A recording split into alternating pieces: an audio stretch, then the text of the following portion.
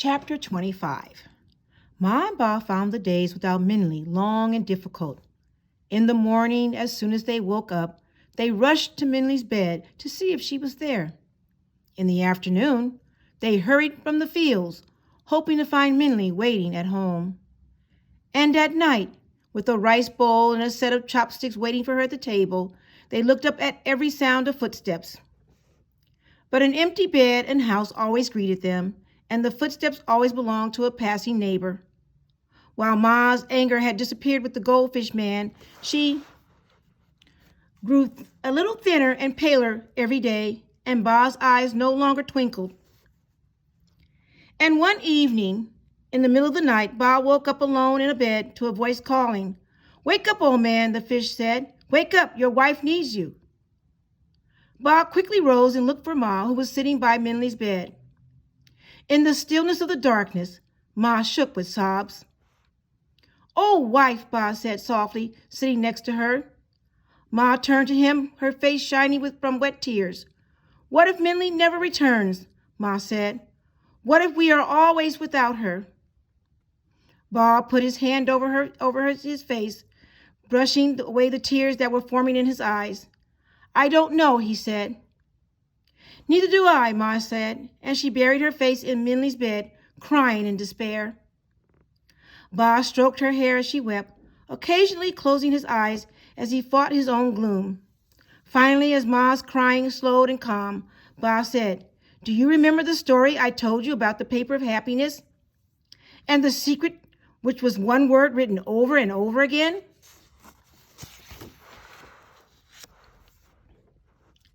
The back of Ma's head nodded, and Ba allowed himself a small smile.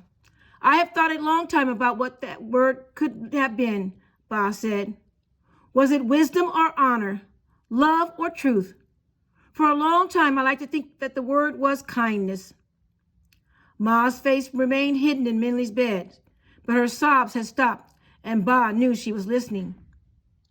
"But now," Ba said, "I think perhaps the word was faith."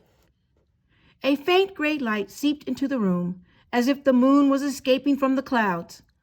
Ma lifted her head and looked at Ba again. She wiped her eyes with her sleeve and gave him a small, sad smile.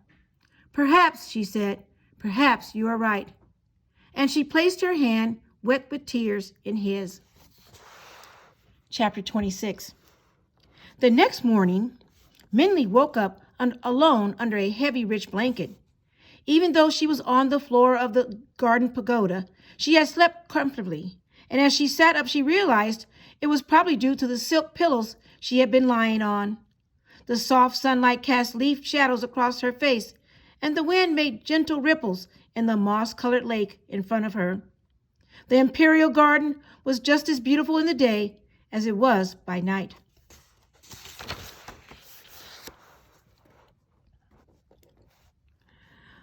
On one side of her lay a small table with a small pot of tea, a bowl of rice porridge, and tea-stained eggs. "Breakfast," Minli thought to herself. But before she reached for it, she saw that a yellow brocade traveling bag lay on the other side of her.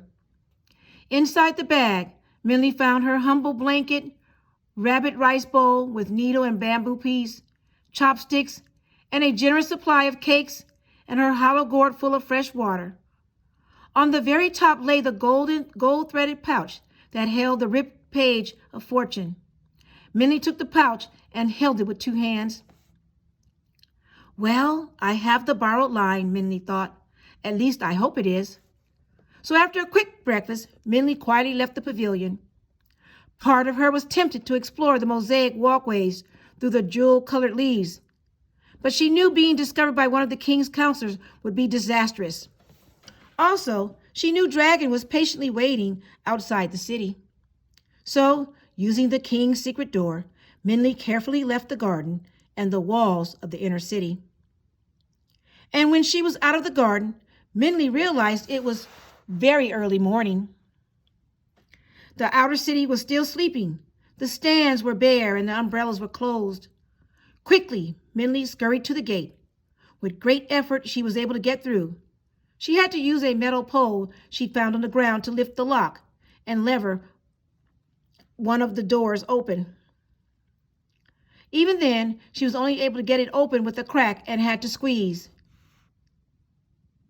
As she fell through the gate, gasping for air, she was shocked to see Dragon lying in front of the stone lions, sleeping.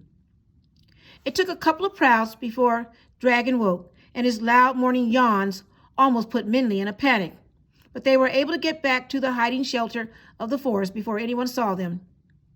"What were you doing by the city?" Minley asked. "You were supposed to stay hidden." "I was getting the borrowed line," Dragon said. "What do you mean?" Minley said. "I have the borrowed line." And in a rush, the two of them told each other about their night adventures. Dragon stared at the ripped page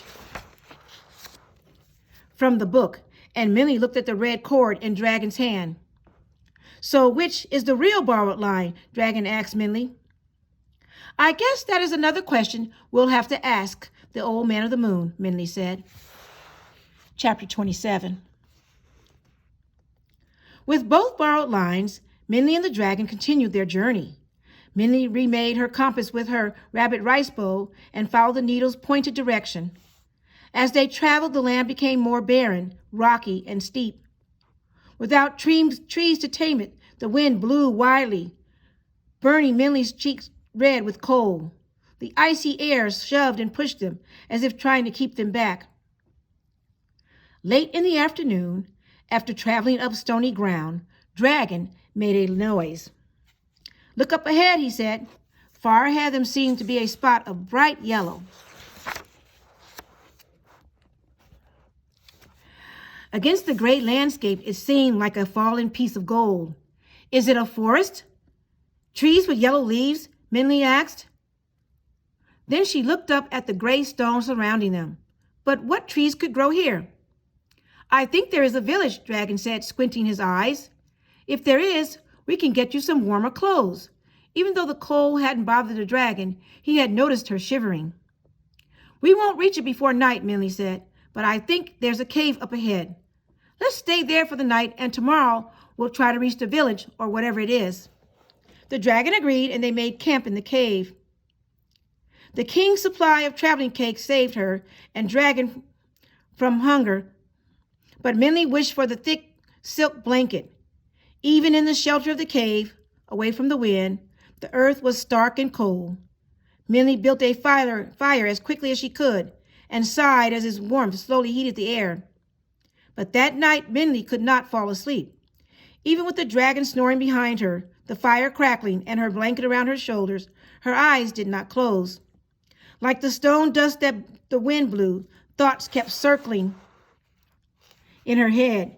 She kept thinking about Ma and Ba and the orphan buffalo boy. With pangs of guilt, she thought about how Ma and Ba pushed her to go home early from the field, how her rice bowl was always the first filled, how every night when she went to sleep in her warm bed, she knew they were there, and how worried they must have been now that she was not. The buffalo boy didn't have that. Instead, he had a dirt floor, a pile of grass for his bed, a muddy buffalo, and a secretive friend. Yet he turned away her copper coin and laughed in the sun. Minley couldn't quite understand it and somehow felt ashamed. But just as Minley shook her head with confusion, there was a sudden sound outside the cave. What was that? She cocked her head. There it was again, like a low grumble of thunder. Was it going to rain? Minley quietly got up and slipped out of the cave to see. But when she got outside, she screamed. The noise had not been a grumble of thunder. It had been the growl of a tiger. The giant tiger snarled and then jumped right at Minley.